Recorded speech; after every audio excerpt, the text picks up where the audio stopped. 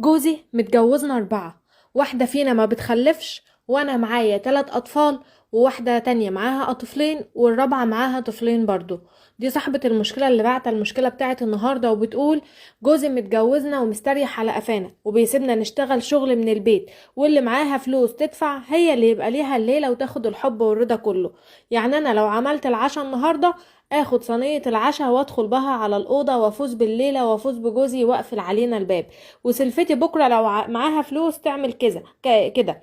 ولو واحدة فينا ما معاهاش بيروح عليها الدور، واللي معاها هي اللي تدفع وتاخد الأكل وتدخل جوه. وسايبنا عايشين في أوضة وصالة، أنا والست والله، يعني أنا والثلاث ستات التانيين 4 ستات ومعانا 7 أطفال، وعايشين في أوضة وصالة. هو ليه أوضته لوحده، والأوضة دي ما بيدخلهاش إلا اللي بتنول الرضا، اللي معاها الفلوس اللي تصرف عليه.